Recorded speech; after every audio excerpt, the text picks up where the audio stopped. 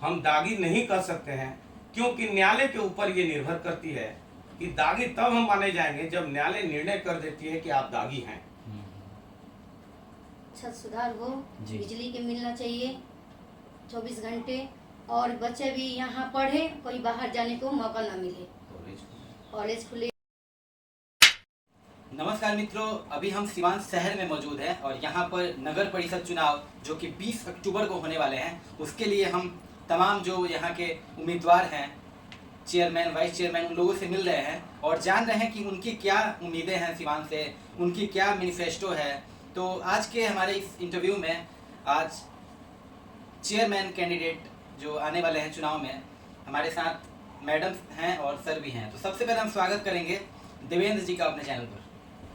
सबसे पहले तो मैं आपके चैनल के माध्यम से सिवान के जनता को मैं ये संदेश पहुंचाना चाहता हूं कि मैं आज के दौर में एक गरीब परिवार से बिलोंग करता हूं। ना ही मेरे पास धन है, ना ही मेरे पास कोई गाड़ी है, ना ही मेरे पास कोई साइकिल है। मेरे पास अगर कुछ है तो जनता जनार्दन का आशीर्वाद है। मैं हुजूम को लेकर कहीं जा नहीं सकता हूँ, मैं अपने पत्नी को कहीं लेकर जा नहीं सकता हूँ, क्योंकि हमारे लिए जनता जनार्दन का जो पैरों के धूली है वही मेरे लिए आशीर्वाद बनकर उभरेगी। ना ही किसी को कोई जोर, ना ही कोई किसी को दबाव। हमारा अपना मुद्दा यही है कि सिवान नगर परिषद में जो छूटा हुआ काम है, जो अधूरा काम है, उसको हमें पूरा करना है। रोड पे जो बिजली जलती थी अभी तक अंधेरों में चल रही है, उसको हमको स्टार्ट करवाना है। सिवान जिले के लोग कहीं पटना जाते हैं घूमने के लिए, कहीं कुछ जाते हैं, कहीं जाते हैं, उसमें हमको पार्क का कहीं ना कहीं निर्माण करवाना है, ताकि वहाँ लोग शाम को जाए, वॉक, मॉर्निंग वॉक करें। इस तरीका से सिवान जिले में कहीं हमको दिख नहीं रहा है, न दिखने को मिलता है। तो हम चाहते हैं कि सिवान के जनता जनार्दन को ये संदेश देना चाह रहा हूँ कि मैं देवेंद्र कुमार गुप्ता उर्फ बबलू, मेरी पत्नी सोनी देवी उर्फ रचना गुप्ता, हम लोग आपके सामने समक्ष हम लोग खड़े हैं। एक गरीब परिवार मानकर आपके चरणों की धूली हम अपने सर पर लेकर चलेंगे और आपके आशीर्वाद को, स्नेह को हम स्वीकार करेंगे और आपके अधूरे काम को हम पूरा करने का पूरा प्रयास करेंगे। और हमारा यही अपना ड्रीम है और यही ड्रीम रहेगा, यही हमारा अपना कार्य है। चलिए मैडम, बहुत बहुत स्वागत है हमारे चैनल पर आपका। जी, मैं सोनी देवी।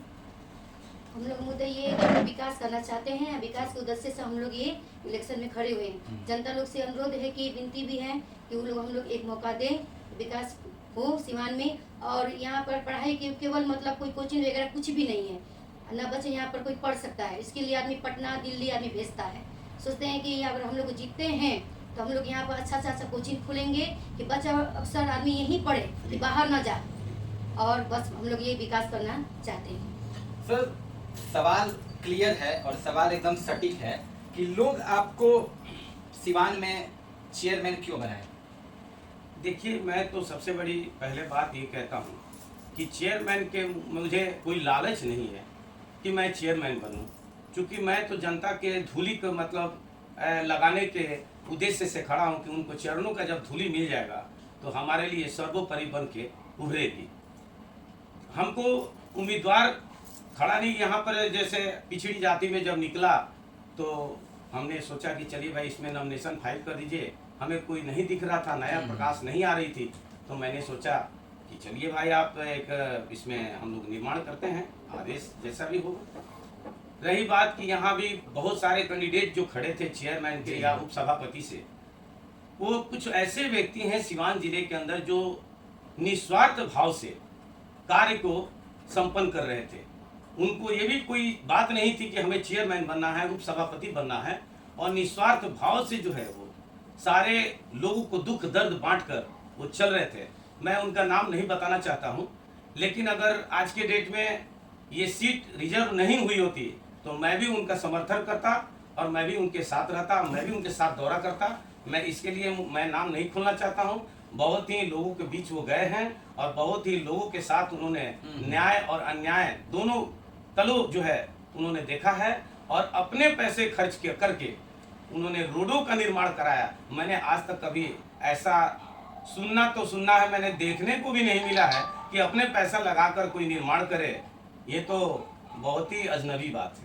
और अजनबी बात है, और कहीं ना कहीं जो क्रांति, मतलब ये एक नगर परिषद चुनाव, और ये मुख्य तौर पर कुछ कैंडिडेट हैं, मैं नाम नहीं लेना चाहूँगा, बहुत सारे दागी कैंडिडेट भी हैं जो कि काफ़ी उनका नाम आ चुका है घोटाला में, बहुत सारे गबन में, कुछ बेल पर भी हैं, तो वो लोग भी आ गए हैं इस नगर परिषद के फिर से एक बार अपना हुजूम लेकर। खैर उनकी जो मंशा है हमको नहीं मालूम, लेकिन कुछ ऐसे कैंडिडेट हैं जो निस्वार्थ भाव से हेल्थ के क्षेत्र में, रोड नाला सड़क, लोगों से मतलब जो आशीर्वाद प्राप्त किए हैं, ता जीवन सिवान की जनता, अगर वो नहीं भी जीते हैं किसी कारणवश, क्योंकि अपने वो नहीं खड़ा हो सकते, लेकिन वो सिवान की जनता उनको जिंदगी भर याद रखेगी। दूसरी बात, मैनिफेस्टो आपका चुनाव में क्या रहेगा? क्या क्या आप, जैसे मानिए कि आज से 2 महीना बाद आप इस पद पर आ गए हैं, तो क्या क्या बदलाव आप सबसे पहले शुरू करेंगे सिवान के लिए? सबसे पहले बदलाव मेरा रहेगा कि सबसे पहले जनता जनार्दन को चरण के धूल को अपने सर पे चढ़ाना। जो सिवान नगर के जनता जो भी मेरे हैं, उनके चरणों के धूली को चढ़ाना। दूसरा मेरा मुद्दा रहेगा कि टूटे फूटे सड़कों को निर्माण करवाना, जो काफ़ी सिवान के हालत जर्जर हो गई है। अभी कोई भी हमारे वरिष्ठ नेता आते हैं तो घृणा कर रहे हैं सिवान जिले से। रही बात कि दागी नेता की बात हो या जनप्रतिनिधि किसी तरीका के हो, तो हम यही जानते हैं कि कानून जब तक उसको दोषी साबित नहीं करता है, तब तक वो न्याय के हित में वो अच्छा है। जब तक उसकी कोई निर्णय नहीं आती है, मैं उसको कभी दागी छवि नहीं कर सकता हूँ। जब तक न्यायालय उसको उस छवि से उसको मुक्त कर देती है, तो वो दागी नहीं रहेगा, वो बेदागी रहेगा। तो मैं कभी भी ऐसा सिवान जिले के वासियों को या कोई नेता को हम दागी नहीं कर सकते हैं, क्योंकि न्यायालय के ऊपर ये निर्भर करती है कि दागी तब हम माने जाएंगे जब न्यायालय निर्णय कर देती है कि आप दागी हैं। चलिए, मैडम से हम जानना चाहेंगे कि सिवान के लोगों के लिए क्या क्या सुविधा आप लेकर आ रही हैं, आप जब चेयरमैन के कुर्सी पर बैठेंगी तो? बस सड़क अच्छा सुधार हो, बिजली के मिलना चाहिए 24 घंटे, और बच्चे भी यहाँ पढ़े, कोई बाहर जाने को मौका ना मिले, कॉलेज खुले, कोचिंग खुले, और सब कोई मतलब हर तरह का हम लोग ना विकास करना चाहते हैं सिवान के लिए। अभी हम आपके मोहल्ले में ही आ रहे थे, पुरानी बजाजी रोड पर ही, वहाँ जो कसेरा टोली मोड़ है वहीं पर कचरा का अंबार मिला। थोड़ा सा रास्ता था हमको आने के लिए, तो हम आ गए, नहीं तो हो सकता हमको घूम कर आना पड़े। उसके बाद रोड पे लगभग आप मतलब आधा पैर जो है पानी वहाँ पे लगा हुआ था, और ये मतलब 15-20 मिनट बढ़िया से बारिश होती है, ये स्थिति हो जाती है। और ये यहीं की स्थिति नहीं होती, सिवान के लगभग 80% सड़क का यही हाल हो जाता है जब बारिश होती है। तो चाहे वो आप महादेवा घूम लीजिए, नई बस्ती, मालवीय नगर, हर एक तरफ का यही हाल है। तो दूसरी चीज़, यहाँ बहुत सारे MP MLA, यहाँ तक कि CM तक दावा करते रहे कि हमने सड़क अच्छा दे दिया, हमने नाला अच्छा दे दिया, हमने बिजली अच्छी दे दी, हमने स्वास्थ्य के लिए पार्क बनाए, लेकिन सिवान का दुर्भाग्य है कि आज तक बस बात पर ही रह गया कि राजेंद्र पार्क है, यहाँ पर गांधी मैदान के पास पार्क है, लेकिन ये आपका राजेंद्र स्टेडियम है, लेकिन ये क्षेत्र में कम से कम एक पार्क भी जहाँ पर सुबह लोग जाकर खुली हवा में सांस लें, तो उसके लिए थोड़ा सा बताइए कि उसके बारे में आप क्या सोचते हैं?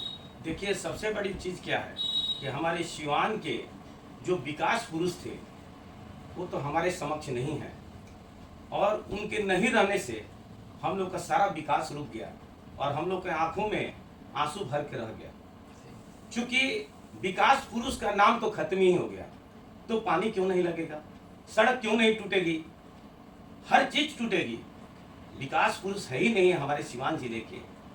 तो मैं तो नाम नहीं बताना चाहता हूँ, क्योंकि मैं जनप्रतिनिधि, मैं चेयरमैन से खड़ा, आप स्वयं जान सकते हैं कि हमारे सिवान के विकास पुरुष कौन थे जो हमारे समक्ष नहीं है। तो रोड क्यों नहीं टूटेगी, पानी क्यों नहीं खत्म होगी, बिजली क्यों नहीं जाएगी। रोड के जितनी बिजली जलती थी वो सारे ऑफ हो गए, अंधेरा में हो रही है जो रोड के बीचों बीच जलती थी। क्या नगर परिषद जो है यही कार्य पहले से कर रही थी या करेगी? वही सब हम लोग जो है अधूरे काम को पूरा करना है, और पूरे करके हम लोग उस जगह पर जाएंगे, और हमारे जितने भी जनता जनार्दन की नगर परिषद में जो कार्य होगा उनका, जैसे मृत्यु प्रमाण पत्र बनाना या उनके बुढ़ापा के लिए पेंशन देना, बहुत सारे समस्याएं हैं जो और भी बहुत सारे नगर परिषद में जो योजना है जो आज तक जो है अपने यहाँ यूज नहीं हुआ है, उस योजना को हम खोलेंगे, हमारी पत्नी भी खोलेंगी, उस योजना को खोलकर और जनता के बीच में उस योजना को लाएंगे और जनता जनार्दन को खुश करेंगे। और 5 साल जो है जनता जनार्दन हमारे विश्वास को देखे, हमारे कार्यकाल को देखे, उसके बाद उनके चरणों के धूली हमारे सर पे रहेगी। ना ही मेरे पास गाड़ी है, ना ही घोड़ा है, जिसके पास हुजूम है हुजूम के लेकर चलता है फिरता है। हमारे पास कुछ नहीं है, हमारे पास चैनल के माध्यम से ही हम जनता जनार्दन को अपना सौगात देंगे और सौगात लेंगे। हमारा चैनल भी उन सभी प्रतिनिधि का समर्थन करता है जो चाहे बहुत नीचे तबके से आते हैं या फिर बहुत बड़ा उनका हुजूम है। हमारा चूँकि हम मीडिया हैं तो हम तो निष्पक्ष किसी के समर्थन में नहीं बोलेंगे, लेकिन ये कहेंगे कि आपके बात विचार से ये लग रहा है कि आपके अंदर जो कॉन्फिडेंस है वो सिवान में दिखेगा और धरातल पर काम होगा। दूसरी बात, यहाँ पर जो चूँकि हम बड़े बड़े शहरों में घूमे हैं, देखे हैं कि वहाँ पर रात के 11 बजे से लेकर सुबह 5 बजे के पहले कचरा शहर का साफ हो जाता है। यहाँ पर साफ सुथरा में पूरे भारत में 3 नंबर पे सिवान आता है। ये बड़ा दुर्भाग्य का बात है। और यहाँ पर कचरा जो स्कूल का जब टाइम होता है तब साफ होना शुरू होता है, तो वो चाहे सब्जी मंडी मोड़ हो, चाहे DAV कॉलेज मोड़ हो, चाहे आपका पड़ोसी कसेरा टोली मोड़ हो या फिर JP चौक, मालवीय चौक, जहाँ भी है, ये बड़ा दुर्भाग्य है। तो हम चाहेंगे कि अंत में आप एक बस सिवान के लोगों से अपना समर्थन मांगिए, आप दोनों लोग, और फिर हम इस इंटरव्यू को यहीं समाप्त करेंगे और फिर आपको शुभकामनाएं देते हुए हम इस इंटरव्यू को खत्म करेंगे। मैं सिवान के जनता जनार्दन से अपील करता हूं कि मेरी पत्नी सोनी देवी उर्फ अर्चना गुप्ता, मैं देवेंद्र कुमार बबलू, मैं जनता जनार्दन से और सिवान के तमाम राजनीतिक पार्टियों से मैं आग्रह करता हूं कि मुझे एक मौका दिया जाए और एक छोटे भाई समझकर, मेरे पास कोई निहत्ता जो है, हम आदमी हैं और जिसके पास बहुत बड़ा हक है उसको थोड़ा सा देखने की ज़रूरत है, लेकिन निहत्ते आदमी को भी थोड़ा सा उनकी चरणों की धूली हमारे लगना चाहिए। और हम दोनों आदमी विकास के जगह पर हम जाएंगे और जहाँ जहाँ जाएंगे देखेंगे वहाँ विकास का कार्य करेंगे। और हमारे सिवान के तमाम जनता जनार्दन एवं नेतागण हमको आशीर्वाद दें, उनसे यही हमारा अपील रहेगी, यही विनती रहेगी। अपने बात को तमाम समाप्त करता हूँ। मैडम, आप अपने सिवान की जनता से समर्थन मांगिए। जी, सिवान से जनता से ये समर्थन है कि हम अनुरोध करते हैं कि हम लोग एक मौका दें और देखें कि हम लोग बस विकास ही हम लोग करना चाहते हैं।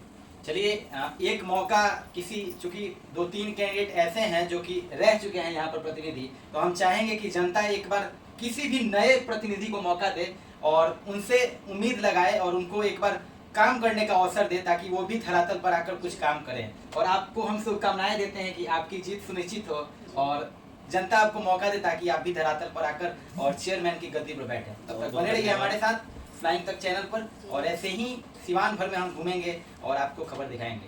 धन्यवाद।